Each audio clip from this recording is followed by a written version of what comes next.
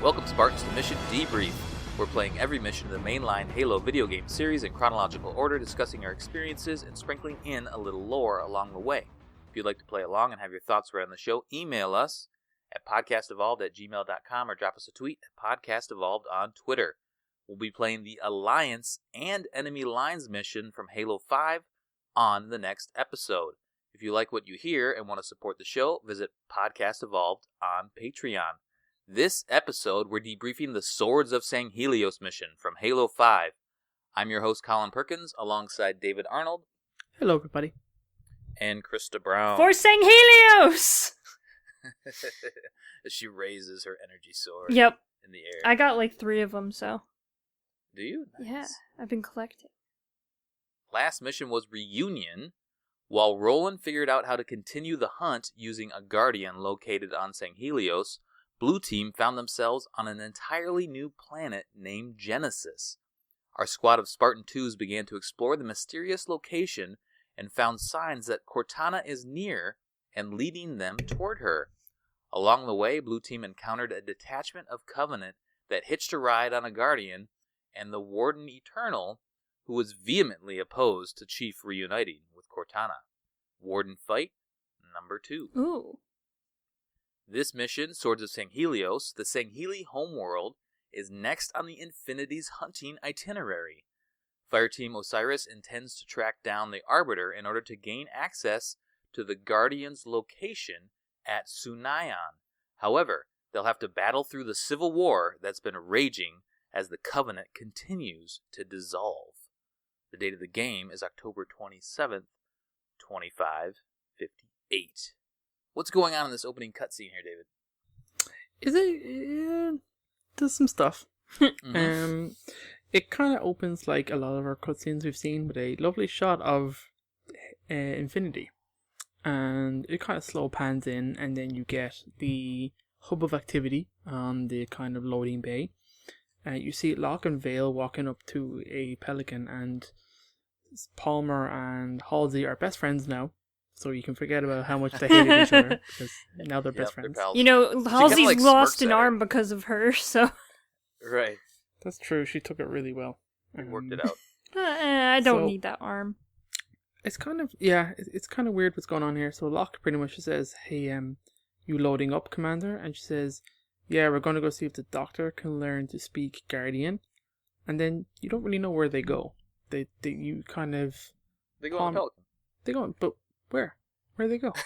They're just going to go hang out in the Pelican. I don't know. No one hangs out in Pelicans. Those things crash all the time. They're very, very dangerous. The longer you're in a Pelican, the more likely you are to crash. Exactly. So I imagine they're going somewhere on Sanghelios. But Halsey just says, I'll have a briefing for you by the time we reach Sanghelios. So Block pretty much just like says, see you planetside. And then we don't see her planetside. But it's fine. Well, not this mission. Not this mission, that's true. Then you get this interesting dialogue of which you would think if you know the backstory to Vale's character, you would understand why she would be the more prominent member of Osiris, because she's all about Sangheli and Sangheli culture. I don't think she's ever been on Sanghelios, so I would have expected her to be way more excited about this than she actually is. That's a good point. But she is useful, like she has some good tidbits, and you get the sense that she is a person deep in the kind of Sangheli culture, for a human anyway.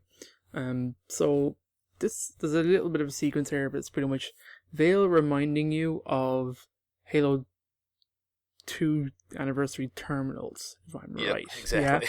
Yeah. Remember those things that we did? Yeah, remember those? So essentially she's just like, hey Locke, you wanted to, you wrote up a dossier all about Arbiter in terms of your recommendation was to assassinate him, which makes total sense because he was like this incredible commander that was slaughtering millions of humans. So you're like, yeah, let's kill that commander because that makes sense. And then Locke just pretty much justifies that, and Vale's like, so what changed? And Locke just goes, things changed. And I guess Sangheli walks up to with Lasky. And pretty much says, yep, follow me. The Arbiter is in combat, so we'll have to escort you for you to get to him.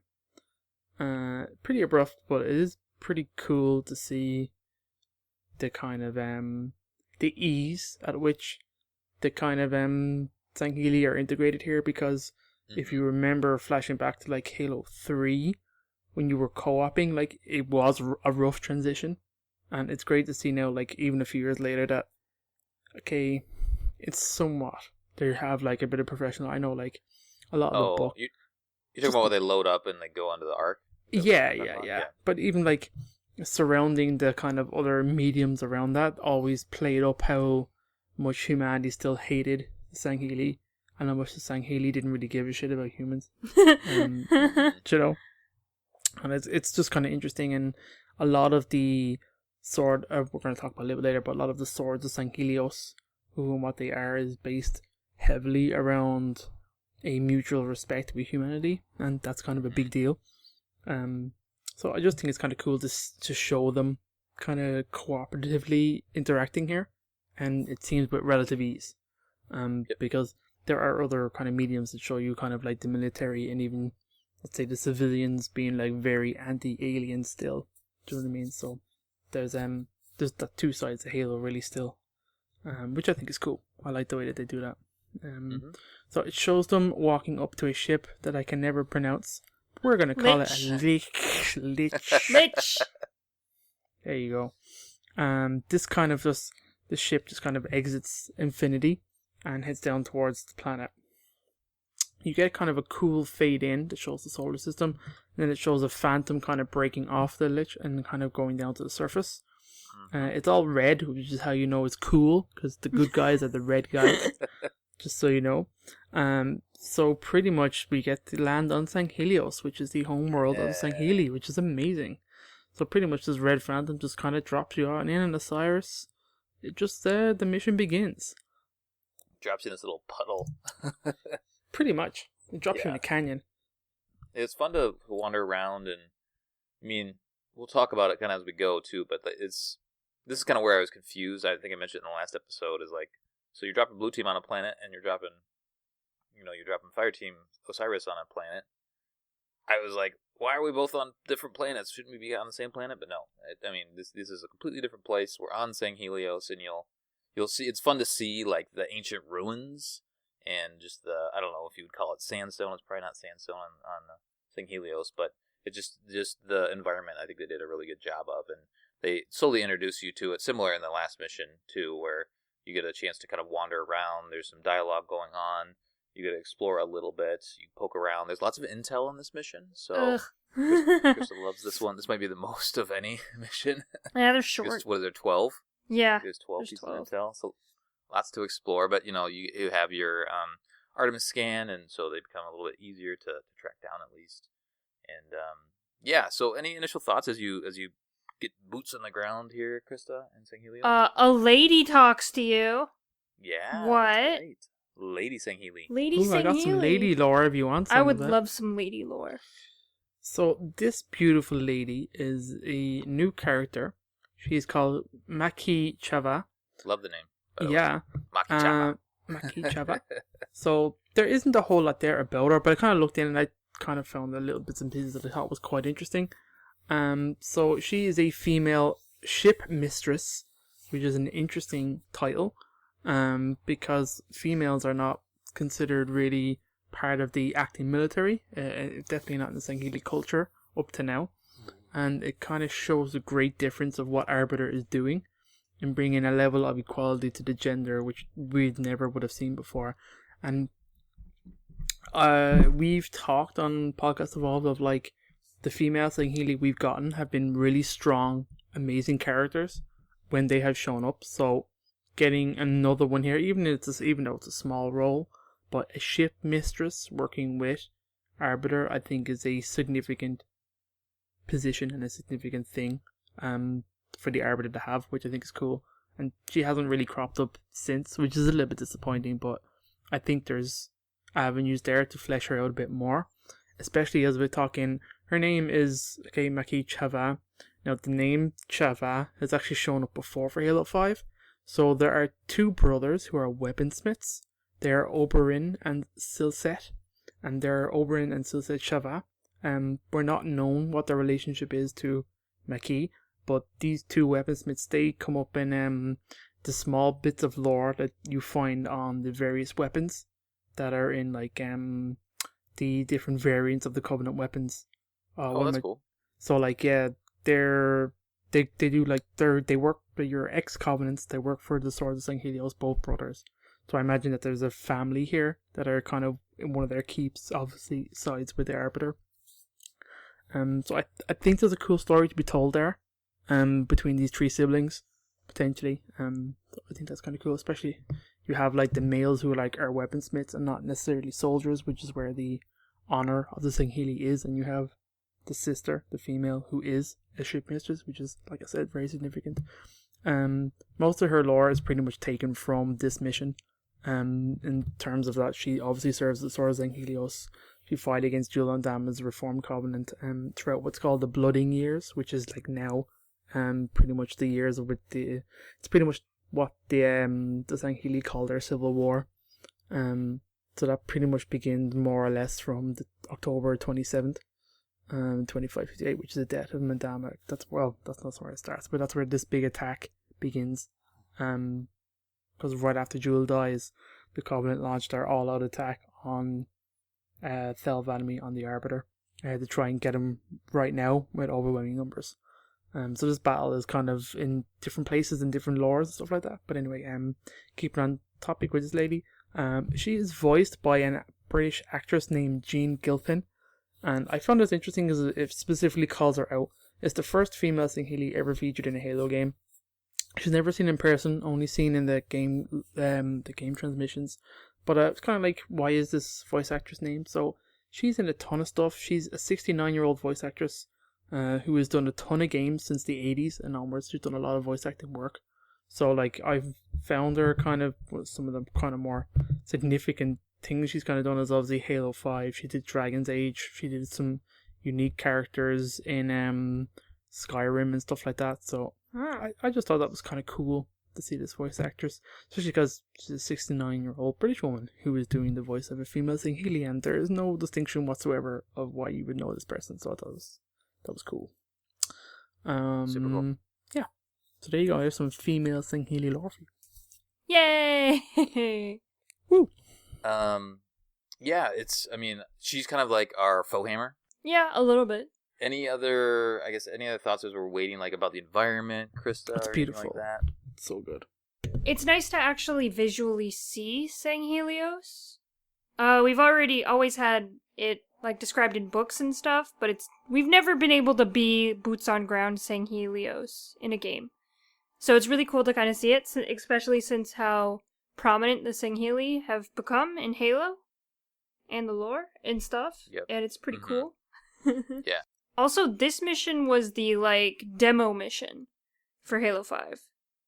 That's right. Yeah, there's this mission. I think Blue Team was one of the demo missions too. Yeah, it was kind of interesting that they were able to show a mission this far in advance of the story. But as we kind of talk about the story, we don't see. There's not really a ton of spoilery stuff here. It's not. It's not disconnected from everything else, but everything else isn't very connected to this.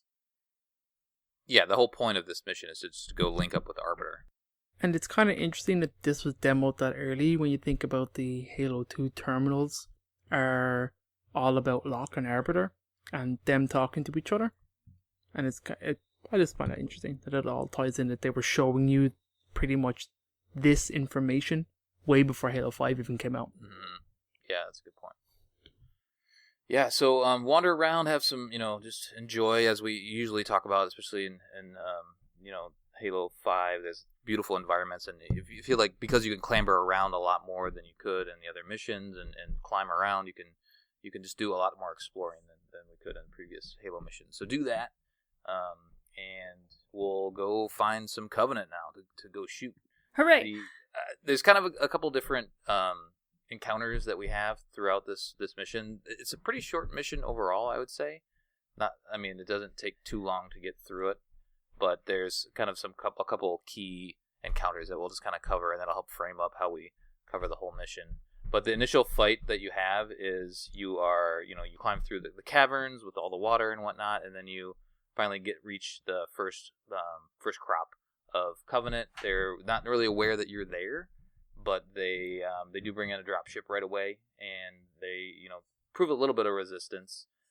I don't know, this one may not be really super interesting to go through. I mean, you have your UNSC weapons right away, and you have the cliffs and the verticality, which is I guess a little bit of a change from our standard I guess encounters. In Halo 5 we get to use verticality quite a bit. But anything of note in this initial mission? You have your jackals, and you pretty much have everybody that we're used to fighting here in this point. But you're just kind of going around and picking your favorite weapon. David, anything of note? There aren't any special weapons in this mission because I was kind of looking them up this time just to make sure I didn't miss any.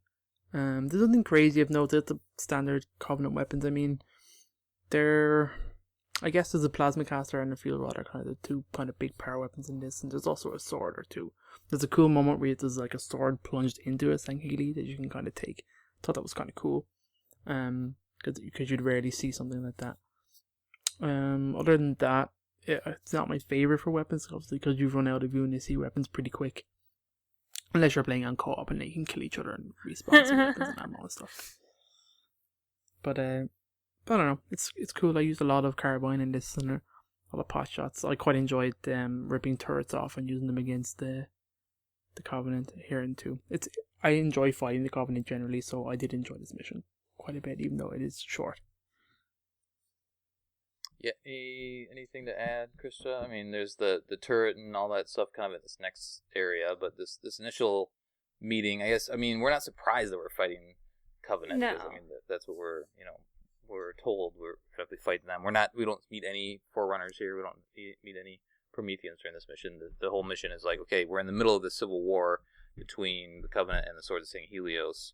Let's get through the Covenant. It doesn't feel, you don't really see a lot of the other side, the Swords of Sanghelios. Is that, I don't know. I don't think it's ever really touched on. It's like the Covenant have come to invade this stronghold, right? Yeah. Well, they're just fighting. Scion in particular is like oh, that's right. Yeah, where we are now, they're like ambushing the Arbiter. They're here because the Arbiter is here. Like there's a council chamber. There's a council chamber. Yeah. In. The Arbiter is there, so they've pretty much invaded to assassinate him. But Sunion is like their last stronghold on the planet because they've been fighting like the Bloody Year. Like I said, they've been fighting consistently for some time in their civil war. So like they're pretty much on the brink of being destroyed. So their like last ditch attempt is like, oh, we'll invade now and get the Arbiter here and now, which we'll spoil for later, and whether or not you think that goes well for them. Yeah, definitely. It's interesting. So, we kind of proceed like, we usually do, but, again, we're in this big cavern. You do find a bunch of bodies here. After you clear out this first little area, there's a bunch of bodies strewn around, and that's the Swords of Sanghelios, and there's a little bit of dialogue between Fireteam Osiris talking about how that, the Covenant must have snuck up on them or something like that. Vale says a prayer, which I think is kind of cheesy, but I guess kind of cool at the same time. It shows that she knows about the culture. And then Buck chimes in and says that Arbiter is an ally. So as far as I'm concerned, these are dead brothers. Yeah. And then Tanaka says, "Yeah, it's time for payback." So it makes you feel like a little bit more, I guess, that you're siding with the Swords of Sanghelios in this fight with the Covenant versus like. The mission is to get to the Arbiter, but it just gives you a little bit more reason, I guess, to continue and gives you a little more feeling behind it. It's very open-minded of kind of humans, and I think Buck and Vale that they take on that sentiment. Mm-hmm. Yeah, because a couple years ago they hated each other. Yeah, maybe not even that long ago, because when you think about whatever else is going on in the universe, they haven't met the Swords of Sanghelios before. This is their first, like, quote-unquote, joint operation with them. And it's kind of like, also, oh, shit. Like, the Sangheli didn't want any help with their civil war, which is why no human presence is there. Like, Arbiter's like, no, we need to handle this by ourselves, go away. So it is weird for humans to kind of be here right now, which is why this was kind of so talked about in the cutscenes in like a roundabout way. It's like, I'm not sure we should go. Yeah, that's a good point. Yeah, we're not really. I mean, humans have probably been on Sanghelios at some point, but not very often. Not many, and not very often. So they're not. It's not like we're really welcome here. We're kind of invading their space, and they're very prideful people. Or yeah, I mean, they're a very prideful race. Yeah, there's been some kind of Oni operations around Sanghelios and even on it, but nothing really official. I think Glassman was one of the first, if not He the was first official. Yeah, human who was allowed on Sanghelios. You mean Phillips? Yeah. Sorry, did I say Glassman? Sorry, Yeah. I made Phillips. Yeah. I get them confused a lot too. Phyllis. They're kind of similar roles. In my mind, I picture them as the same person. Yeah. Visually how they look. But anyway. Definitely. All right, so now we go through there's these caves that we're going through here, and we pop out on the other side, and then there's a bunch of snipers up top. And this I guess this gets a little more interesting here because there's snipers up top, and there's a pit down in the middle, and eventually some drop pods come in here. Krysta, what are you doing here? This is the part that gives you a beam rifle right away, right? I think it's like right on that ledge. I think there's like a there's like somebody I missed it. that's saying Healy or something like that, and you go grab it up there. Yeah, so I took that immediately, and I just pretty much stood up there with my.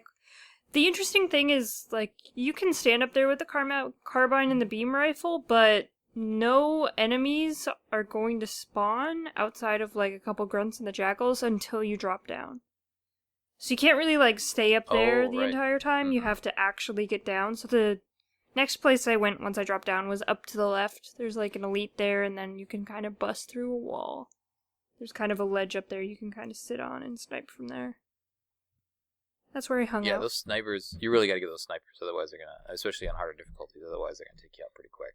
And then your teammates just don't know how to revive you, and they just end up jumping around like crazy. Yeah.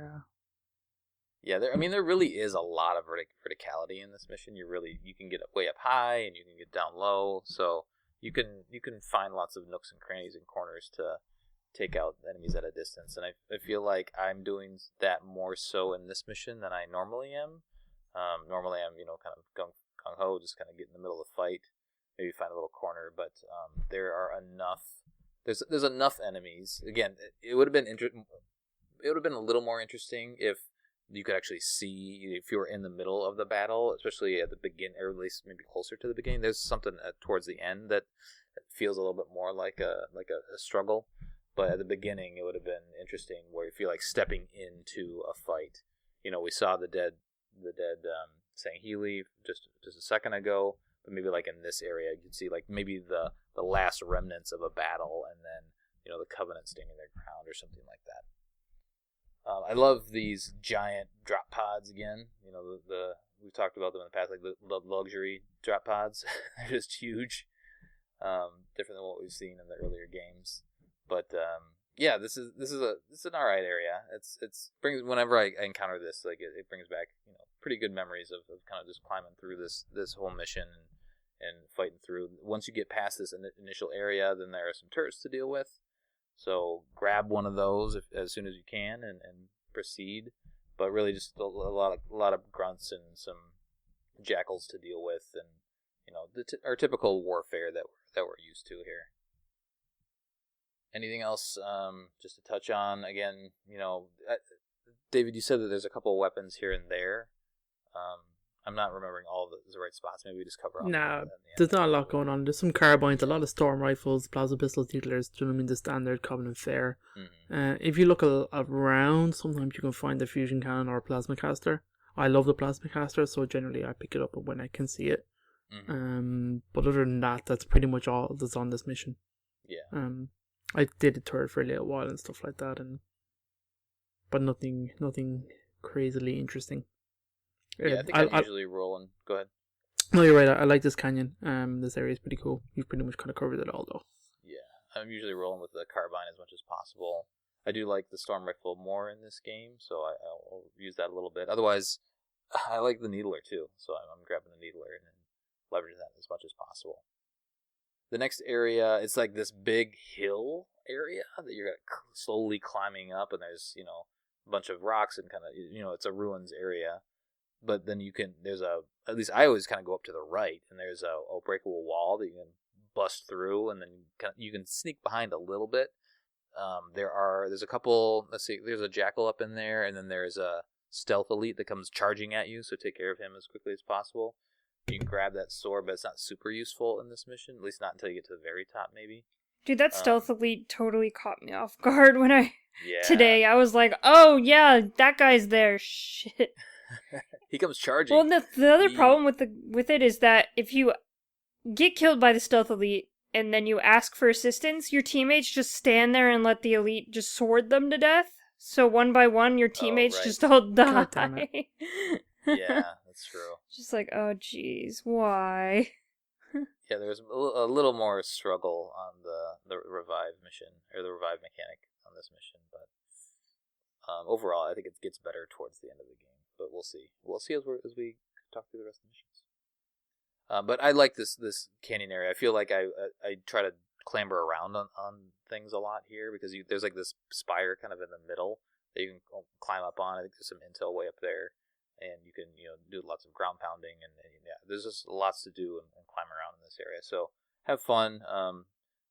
There's plenty of enemies, so I feel like I'm not usually like leveraging a checkpoint as well. Usually, maybe die and hoping that I got to the checkpoint by the time I get to the top. It's not super easy unless you're being really slow and methodical and taking your time, kind of clearing everybody out the bottom. The Covenant will kind of come down and charge after you though. So it's a good fight. It's a good area. It's a good co-op area. I feel like too. This whole mission's great for co-op, actually. Mm-hmm. Yeah, that's a good point. Once you reach the top, finally, you get through. You can kind of reload with some weapons and whatnot. There's a little bit more dialogue between the team, and Vale brings up an interesting point, and it's kind of hard because you're like on this planet that's super far away, so you don't really understand, when their civilization took place versus the humans and whatnot. But Vale says that all of this stuff, all these ruins, predate, ancient Egypt, which is interesting fact and something just interesting to think about. That this society was thriving far in advance of what humans were.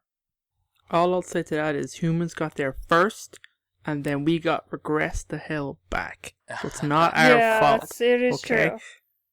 That's a good point. That is a good point. We were one of the Forerunners' biggest enemies. Have they talked much about Sangheli and their reseeding? I don't think they have. No, never. There was they a never became brief, advanced enough. There was one of the animations of the Halo Origins that was in which was one of the Halo Legends short movies, short animated shorts things. I said short too many times there, but there's a scene, I remember it, which shows the reseeding happening, and it has like wholly fully formed animals coming out of Forerunner structures. And one of them I remember being a pretty much naked Sangheli. Very naked and very pink. So, I remember that much. So, they did exist back then, but probably weren't advanced enough to be a spacefaring culture. Yeah. I see, okay. An interesting race that was advanced enough was the Prophet race, the Senshai-hum. Mm-hmm. They were in there. We don't talk about them, Krysta. Yeah. We don't talk about them, Krysta. We're not going to either. No, that's true. They're all dead. Well, there's a couple around here and there. Dead. Boo, dead. All right, so we rearm ourselves with whatever you want to grab here. Whatever the hell's lying on the floor. Lockers. Yeah, whatever's around, and then we pop out on the other side of this cave, and you see a bunch more Covenant ships coming in. And you see Sunayon in the background. You see Sunayon. Yeah, I didn't mention that you see that at the very beginning, but it's a cool little looming city. It's like a water city on stilts, something like that. It's pretty interesting, and we will be there soon. Spoilers. It's fun just fun to see a little bit in the background, which is cool. Isn't there a skull right here too? Yep, there's a skull right It's here. a pain in the ass You to get. do a little climbing around, and It you is really gotta hard. really use all your Spartan abilities to get there. Yeah, you have to like hover. You have to like charge, hover with Sprint, the boost, hover, boost, or some shit like that. Some weird I think you have to like of... hover with the ground pound or something because then you can get your boost back. It's something like that. It's like boost, hover, boost, and then you get there. But it's a pain in the ass. Yeah, they really tuck that one away. So if you've been exploring, again, if you're one of those people that are looking for the skull on your own, You might not find that one on your own. We spoiled that, but but this would be a very hard one. It's like, maybe I can get up there, but it would be a big pain. I guess you'd probably be able to see it once you kind of get high enough, because it's on another little, I don't know, plateau up there. You'd probably say, oh, I can get over there. There's the skull. But it is a little bit of pain. But that's the mythic skull, so go grab that. Buck has a good line here. He talks about, he sees all of the Covenant, flying over in the sky and, drop pods and whatnot. And he goes, just act casual. Maybe they won't notice. Yeah. Yeah, so then now we're kind of getting towards the end of the mission.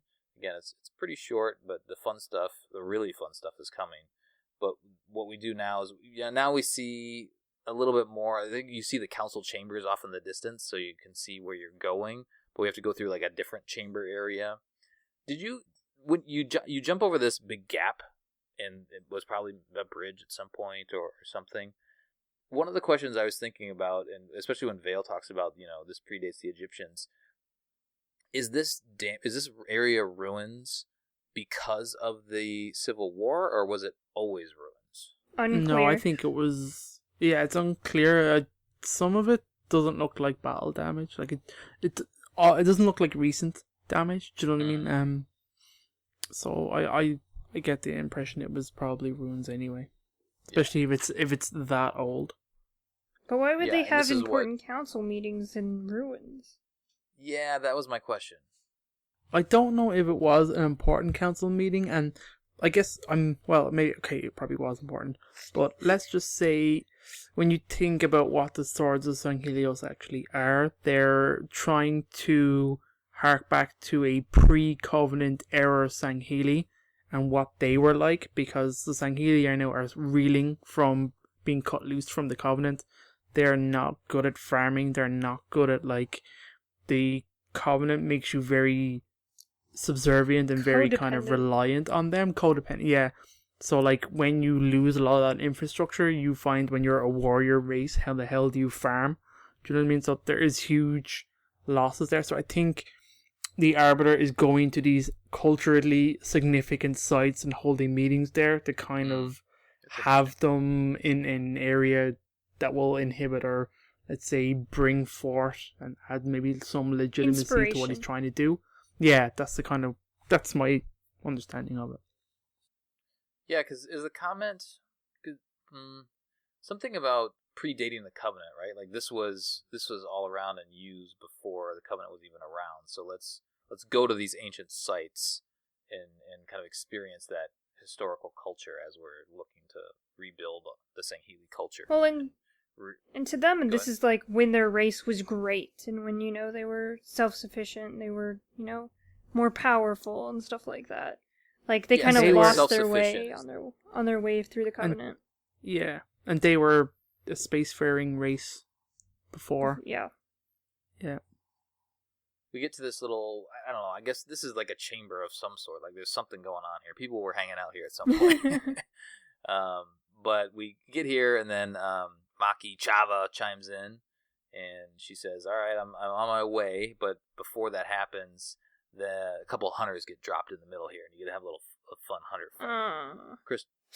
I will say the new spirits, the new model, I think so sick. Oh my god, I love how they amazing. Fan open. Yeah, they're awesome. They their doors open one at a time in kind of sequence, and like you said, open like a fan. It's pretty cool. They look amazing. Krysta, you're not a fan of this area? This hunter fight? Oh, hunters are kind of annoying in this game. Just in general. Especially on Heroic, they're just a bit tougher. They're real aggro, especially because when they can use 2 types of fire modes. It's so annoying. It's like, ugh. Because I mean, like when they were using the one type of fire mode, they were really easy to dodge. But when you don't know which one they're going to be using, it's kind of a whole different strategy from all the different Halo games. That's true. Uh, Can you ground pound them to does it do any damage? no, they just laugh at It's you and not then worth they it. crush you. They kill you till you die from it. But So like, I think I kind of stay. Actually, I've done it a couple of different ways, but there is a little cove off to the left that you can go into, and I believe there's some weapons over there, and you can kind of hunker down. There's a fuel They really rod. won't come in to that area. I mean, they probably will eventually if you taunt them enough. They'll charge after you. But I feel like there's enough area around here, and it's almost built for them to be the hunter, just to be in the center, and then your fire team to fan around and kind of just focus fire on them. David, what's your approach? pretty much I do all something similar. Like today, I wasn't ready for them. Totally forgot they existed. So they dropped in right on top of me and instantly wiped my team. So I was like, well, that's great.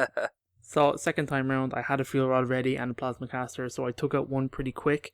Then had my team focus on the second. That second one took way longer. I wasted all my ammunition pretty much on the first one.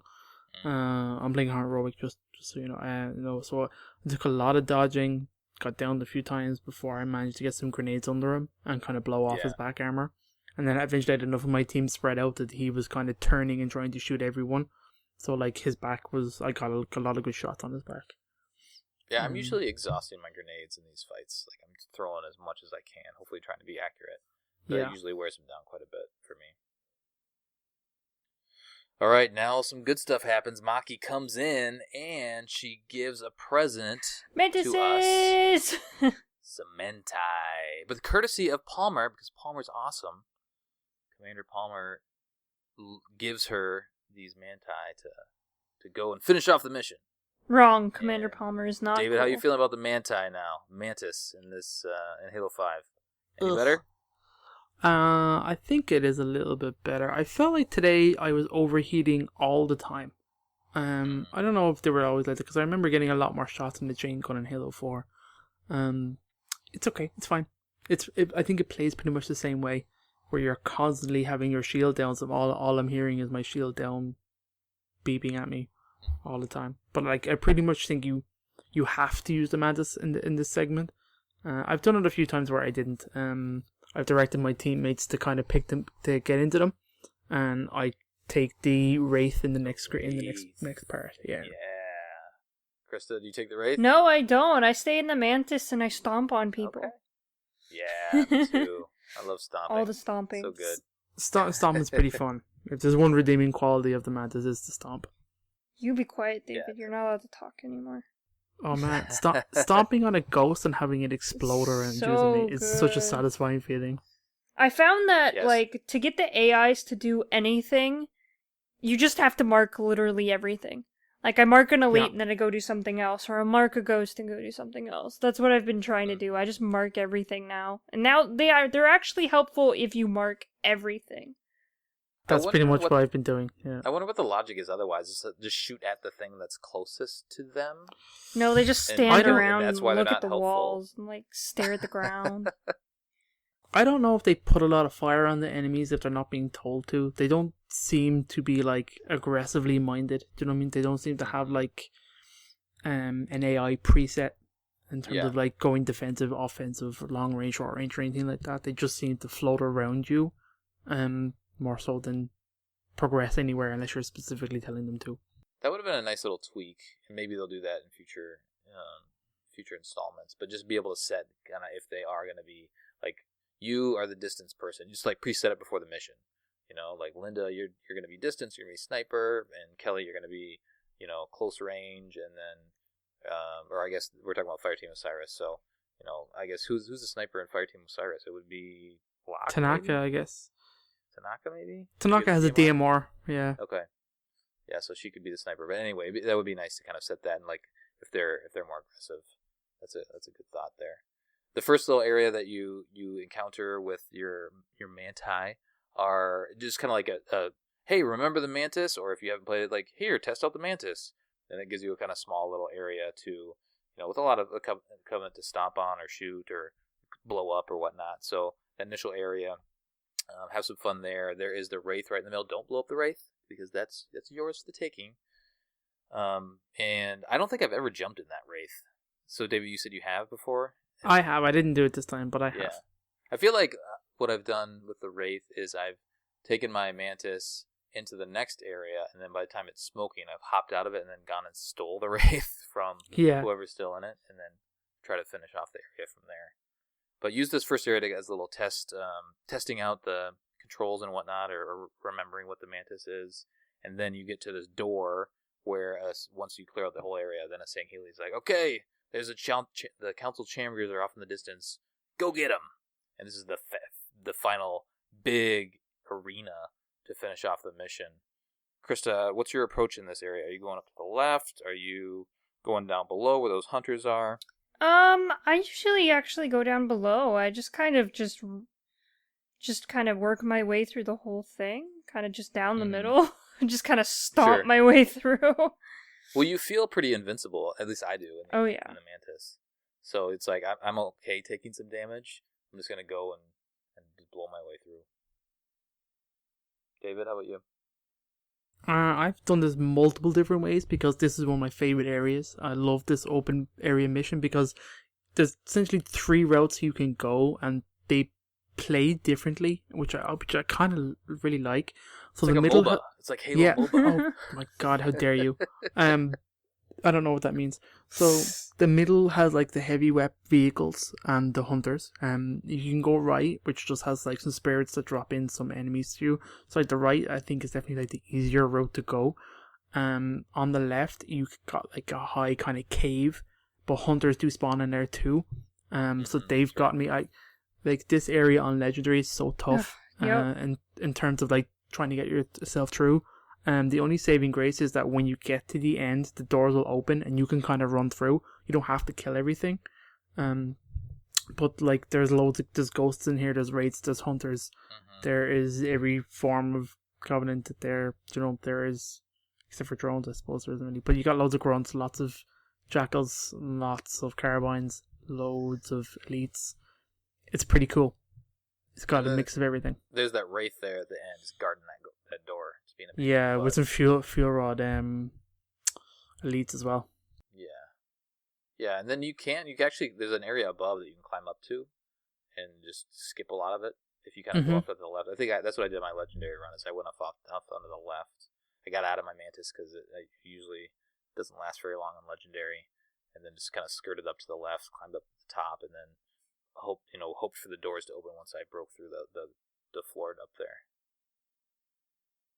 It's a cool set piece. It's a great area. Yeah, I have a lot of fun in the spot. Again, especially this whole mission is really fun on multiplayer, on co-op. So do that if you haven't. Find some buddies. Do it. All right, so that door opens finally towards the end here. I think there are some ghosts that you could grab, but we're almost at the end.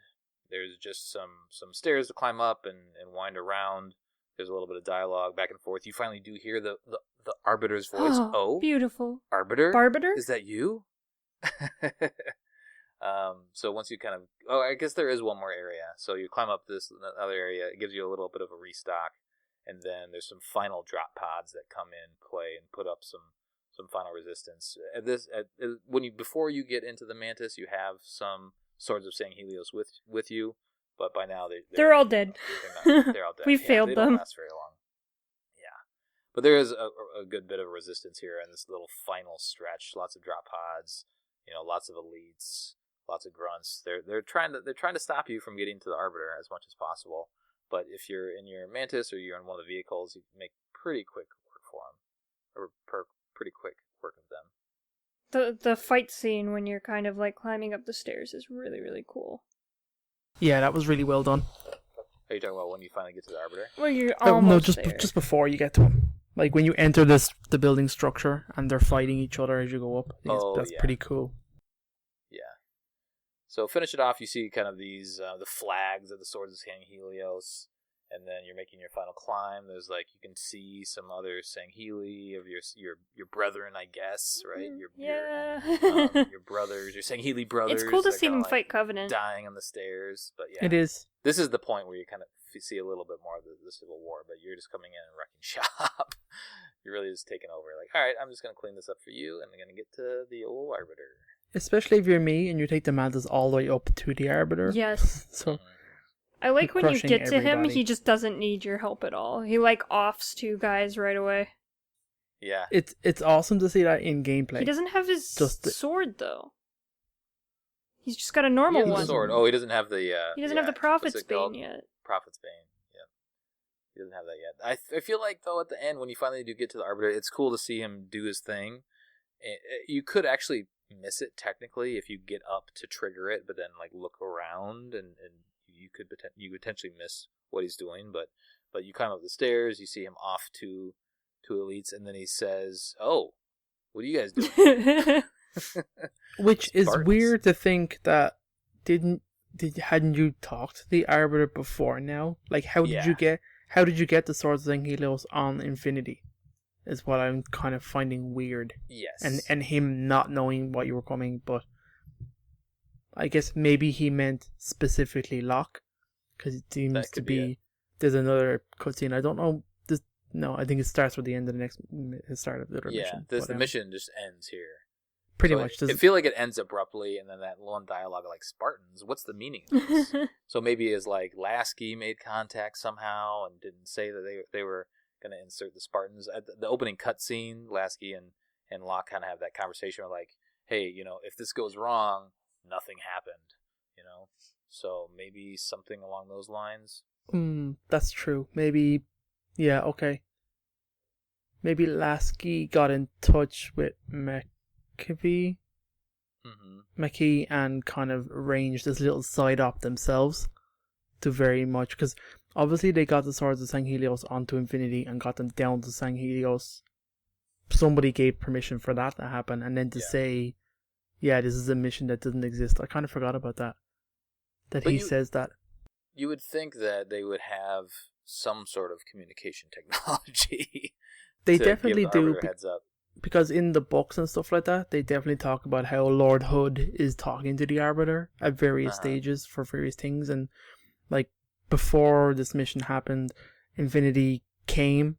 Like Infinity's like maiden voyage is, or quote unquote, the Thursday War, which is where that kind of book is kind of named after, is when a ship is put through its paces in like a small kind of battle and stuff. But they pretty much brought Infinity to Sanghelios and blew the shit out of everybody. Yep. And saved the Arbiter's ass. And it was like an ultimate introduction of humanity as now the largest and probably one of the best space forces now, because with the dissolution of the Covenant, there's a huge gap to fill, and like the Infinity is like way bigger, way more advanced than anything humanity's had up to that point. So like it's weird then that he has to send in a little covert team to go say, "Hey Arbiter, what's up?" Yeah, that's a good point. So I don't know what's happening here, but obviously I don't think the Arbiter's been in communication with Lasky.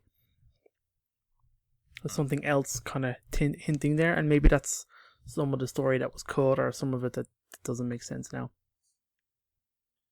Maki Chava shows up. Her phantom is off to the side. You can see it, and then Arbiter just walks towards it, and then the mission ends. The Arbiter has some sweet gold armor. I want to talk about it in the next mission because we can see. He got that Gucci armor. But he got dressed up. Yeah, he does. He got dressed up. Any other points on the Swords of Sanghelios? Like, we haven't seen the Arbiter since 2553, when he was at the memorial for John, when John was presumed, dead, more or less, missing in action. What's Arbiter been up to? He's been a busy boy. Pretty much where you see him, the shipmaster Vatus pretty much takes him and brings the majority of the Sangheli back to Sanghelios. There's a book, Shadow of Intent, which tells his story a bit more, and I can't really remember, but I pretty much think he just drops him off and the Arbiter gives him a mission. I think it's loosely based on tracking down Covenant remnants and prophets and stuff like that. I can't really remember that book, but anyway, it splinters off and just kind of leaves the Arbiter on Sanghelios, and then he pretty much begins recruiting, and like it says, okay, the Sangheli initially lacked organization after being cast out of the Covenant, There was various different separatists. Like I said, Shipmaster Ratusfadum, he had a significant number of forces at the end of the war, and Tel Vadam pretty much took over them, and then didn't really formally establish the swords until after the end of the war. So there was a few different factions. The Swords of Sanghelios being like one of the most dominant ones, pretty much based all upon like, you know, the Arbiter's reputation, and like everything that he achieved is pretty much well documented, I think, among Sangheli. I love the nickname. So I guess the faction name, Swords of Sanghelios too. But oh yeah, it's so good. It is pretty. It's like an ancient name, like an ancient sect that apparently has cropped up numerous times in Sangheli culture for like different reasons.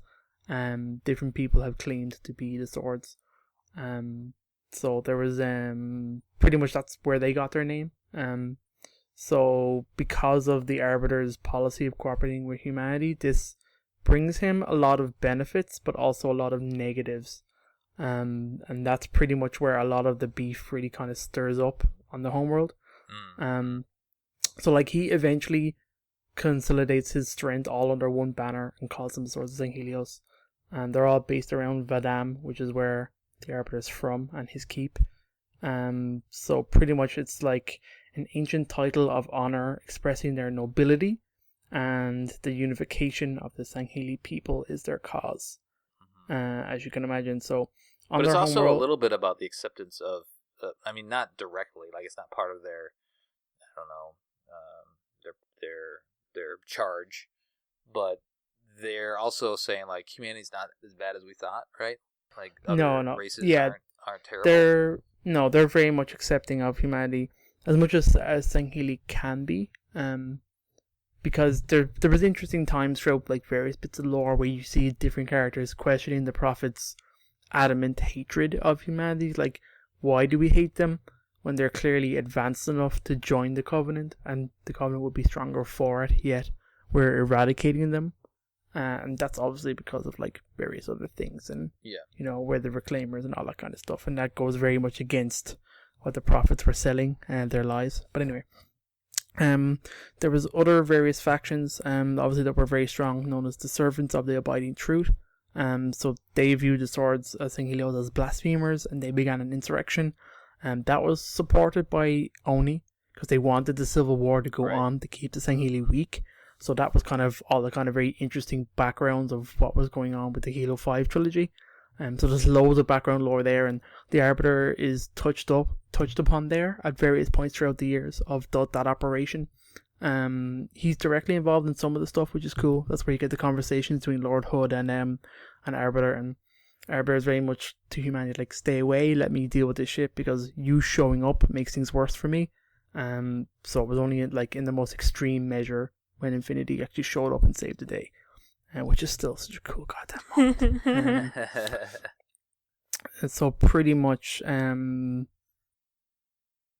Tel was supposed to be like going around and visiting all the keeps and kind of pretty much doing it like I think like American politicians do, where they go around to the states and kind of garner support and have rallies and all that kind of stuff. So he was doing that, and I think, however, by 2553 January, there was a great dissent amongst the Sangheli factions, and eventually it kind of bled over into like their civil war as various factions warred against each other, and it was a very slow process. But I think it was kind of interesting that one of those books, things that when Oni are like evaluating Sangheli and their culture, they're like, okay, one faction is gaining way too much too fast, we need to slow them down, and we need to support this faction here, and thought that kind of interaction, like, it's so sneaky. It was so cool to see that kind of portrayed of humans are like puppeteers of kind of like, okay, we cannot fight you directly, but what we can do is have you manipulate you to fight each other. Thought that was awesome. And Jula's surfaced during these books too. Yeah, very much so. That's where like all that side story of comes into the Didact's Hand is like another splinter group of like ex-Covenant, and they're trying to keep up the Covenant essentially, and you know, their worship of the Forerunners and stuff like that, and that's a splinter group of the abiding servants of the abiding truth. I mean, there's loads going on there pretty much, but going around Sangheli and the factions, but the end result is obviously the Arbiter is fighting and eventually we'll get to the resolution in the next mission. There is some dialogue here towards the end of this mission talking about how the Covenant's making one last, push to assassinate or to take out the Arbiter. There's a little back and forth just saying, like, if they're successful, it could be really bad. So that's another, some more motivation. If the Covenant, with the remains of the Covenant, actually did kill the Arbiter in this battle, or if we didn't interject and we didn't save him, but he was doing okay, but we definitely helped. If we didn't intervene and they assassinated him, then things would have been very different. Could have been very different. So no end cutscene here. We just this just a slow fade. There's more interesting stuff to happen and talk about in the next episode, which we'll cover. Any trivia that we missed? Nothing else other than this campaign level takes place on the same date as the release date of Halo 5 Guardians, 543 years in the future. Wow! So there you go. Thought that was interesting. Other than that, you pretty much touched on everything else. The skull, there's 12 pieces of intel, which is a lot. Krysta will go into that now in a minute. And there are 2 dead leads right outside the council chamber that are holding hands. Aww. There you go. Oh, they love each other. All right, Krysta, you ready? Yeah, I'm ready. Here we go. Is it good? It's not bad. It's a lot of Covenant and Sangheli stuff. So if you're into that, you're gonna like this. Yeah. All right. So the first 3 are all the ceremonial sword, which is an ancient proverb on the hilt of a sword that you kind of find. So the first one is, words are the most powerful before blades are drawn. The second one is, the sun warms those who stand before those who kneel in their shadows. And the final one is, strength comes from recognizing another's weakness. So those are those kind of just tidbits of Sangheli wisdom. Yep. Talk about the culture. And, Do you feel wiser? I Okay, do. good. This next one is Sangheli Personal Log 503. I don't know where all the other ones went, but the rumors are true. Jewel Mandama is dead. We should regroup on Hesteros, but my brothers would rather die in reckless attacks on the Swords of Sanghelios than suffer the dishonor of a tactical retreat. Which just kind of highlights basic Sangheli tactics where they would just rather die. Yeah. Literally they're just like, fuck it, I'll die. Yeah, that's hardwired in that culture. It really, really is. They'd rather die. Like if they spill any blood, it's considered dishonor and they're shamed. If they're mortally wounded, like a bone's broken or something like that, not even mortally wounded. If a bone's broken or something, they won't heal it. They'd probably just end up killing themselves. It's some crazy stuff. We have a bunch of patrol logs in this. This one is from Scout Gatam. Claim allegiance to the Arbiter, but a traitor's working with the Covenant. Why do you skulk in the shadows? Come draw your blades. You live without honor. Must you die the same way? I will kill you all myself. So that is a scout goading hidden Covenant forces into attacking. Very cool. The next one is another patrol log. This is Scout Thrun. Jewel Mandama is dead. The Covenant fractures. Soon the Kigyar contracts will expire. The Swords of Sanghelios will stand triumphant. So that is the Jackals at this point are not working for the Covenant because they believe in anything. They're working because they're being paid. Yep, that's just Jackals. Yeah. Oh, I love that. I love the idea of you take away their money and then they lose half their forces. Yeah, because they they're all just leave. mercenaries. So the next one is King Kit Pitlimp's Adventure Log 1 out of 4. I am Kit Pitlimp, the Explorer. The Covenant's future depends on ancient Forerunner secrets. That's what Jewel Mandama said, so I will look for them. I know there are some old places around here, and I will discover at night, so no Arbiter forces can see me. I think it's a grunt. I'm pretty sure it's a grunt. Pretty sure it's That's a grunt. Sounds definitely a grunt. The next one is another patrol log from Scout Makesh.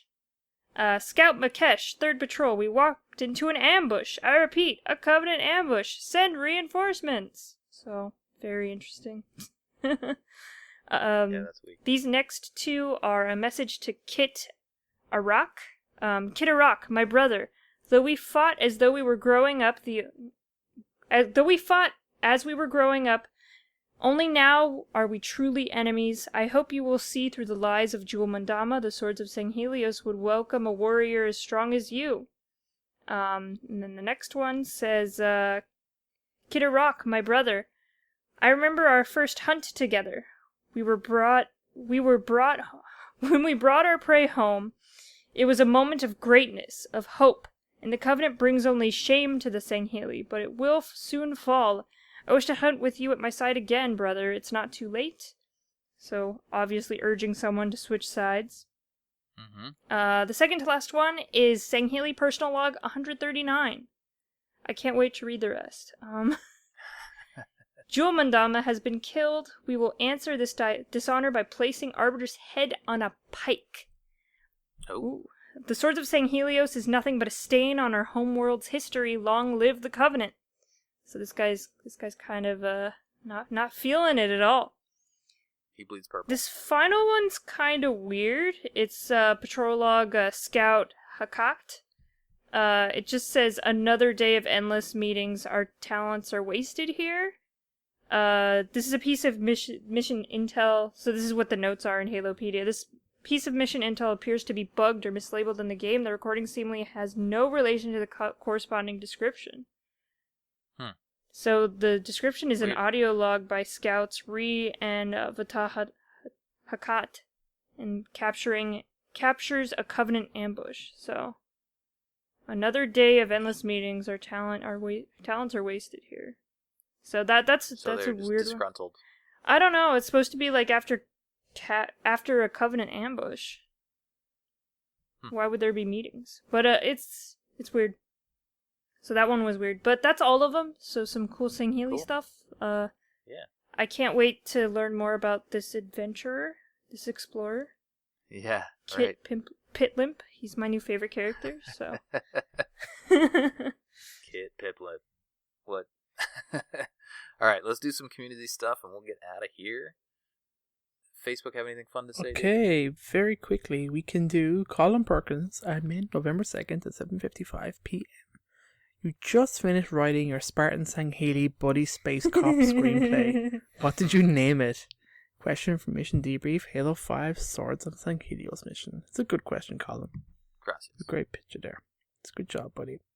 So, Brad Tharp decided to answer for everybody 1 billion times, so we got a good few comments here.